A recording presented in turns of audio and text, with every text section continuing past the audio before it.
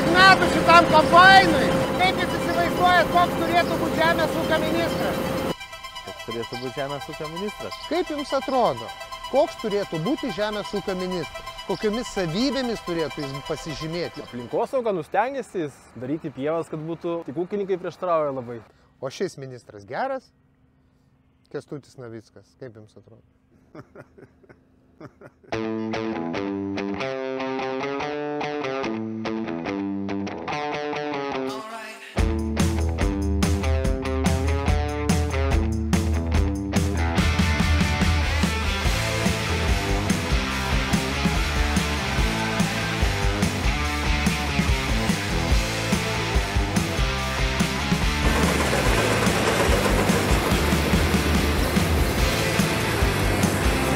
Labą dieną!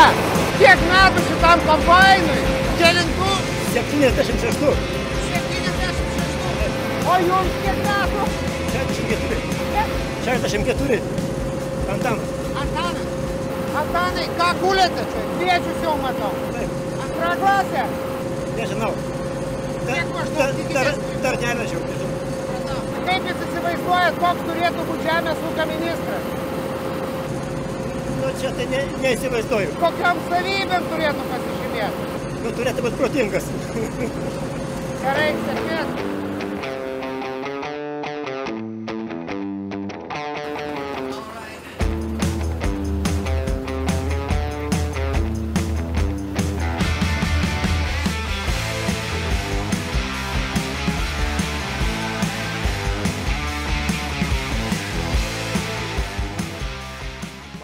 Kaip jie įsivaizduoja, koks turėtų būti žemės ūkio ministras? Koks turėtų būti žemės ūkio ministras? Na, pirmiausia, žemės ūkio ministrui nuoširdžiai turėtų rūpėti žemės ūkis, kaip šaka, kaip sektorius. Na ir be abejo, būtų labai gerai, kad žemės ūkio ministras turėtų žemės ūkio išsilavinimą arba patirtį žemės ūkio srityje. O koks jis turėtų būti, na, kaip administratorius, pavyzdžiui? Kaip jums atrodo, kokios savybės turėtų būti? Na, jis, kaip ir sakiau, jam turėtų nuoširdžiai rūpėti žemės ūkis, kaip sakoma, sirgti žemės ūkio liga, kaip yra Kauno Žalgirio fanai, ne Lietuvos Ryto fanai, jie serga už tą komandą, jie serga už krepšinį, tai lygiai taip pat žemės ūkio ministras turėtų sirgti žemės ūkį. Na, o paskui be abejo, tai patys geriausi, kaip ir sakot, administravimo, vadybiniai gebėjimai. Bet esminis dalykas tai suprasti sektorių, suprasti jo fundamentinius dalykus ir tada galima kalbėti apie visą kitą. Ir svarbu, kad jis nebūtų aplinkosaugininkas. Ne, nebūtinai. Tai kaip kažkoks tai žemės ūkis, aš daug kartų esu sakęs, tai yra gamtos dalis. Ir aplinkosauga ir žemės ūkis tai yra bendros temos, persipinančios temos, gera sinergija būtų geras rezultatas. Bet jeigu žemės ūkio ministras yra tik aplinkosaugininkas, nėra žemės ūkio specialistas, tai taip, mes turėsim blogą rezultatą. Ačiū labai.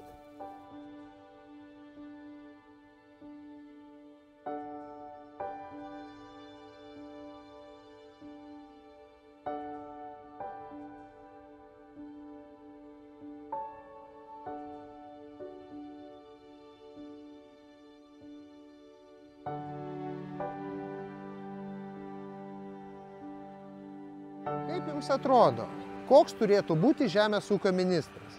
Kokiomis savybėmis turėtų jis pasižymėti? Net neįsivaizduoju. Neturiu net idėjos visai. Nu, jis turi būti sąžiningas gal, ar ne? Na, tai visi ministrai ir politikai turi būti sąžiningi, bet toli gražu taip nėra. Kaip jums atrodo, ką jis gero padarė, pavyzdžiui, dabartinis žemės ūkio ministras? Ar jis nieko nepadarė, jis labiau aplinkosauga rūpinosi? Man gyvenu kaime, bet su žemės ūkio labai nesusijęs. Dirbu mieste, tai nežinau net. Aplinkosauga stengiasi, kiek girdėjau, tas daryti pievas, kad būtų ūkininkai, kad užleistų paukščiams. Tai gal ar gerai padarė, tik ūkininkai prieštarauja labai. Bet ar tikrai gerai jums atrodo, nu jeigu yra žemės ūkio paskirties žemė, jinai kam skirta? Žemėje dirbti turbūt. Bet tai paukščius, tai jeigu visą žemę atiduosim žemės ūkį, tai kur paukščiai gyvens? Yra visokių paukščių, yra miškinių, yra pievinių. Mes kaime gyvenam, tai mes mylim gyvūnus. Visi žmonės seniai nepatinka, nei lapės, nieko. Mes pamatom gyvūną, mes stebim, pas mus yra kukutis atskrenda pavasarį į kaimą. Čia skraido, kaip jis vadina, bus skraido į raudoną knygą įtrauktas erelis, tylusis erelis riksnys. Tai mes ir kovojam, va. Kariaujam prieš malūnus labai.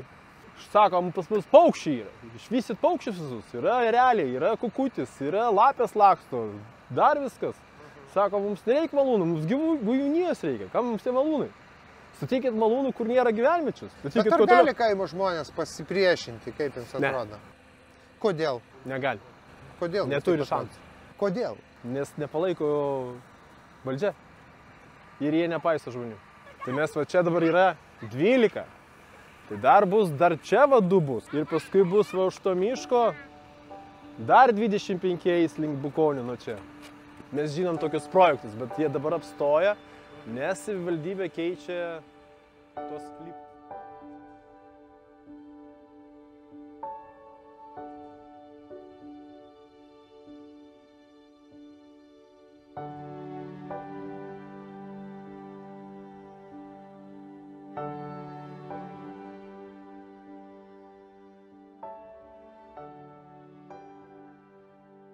Kaip derlingumas?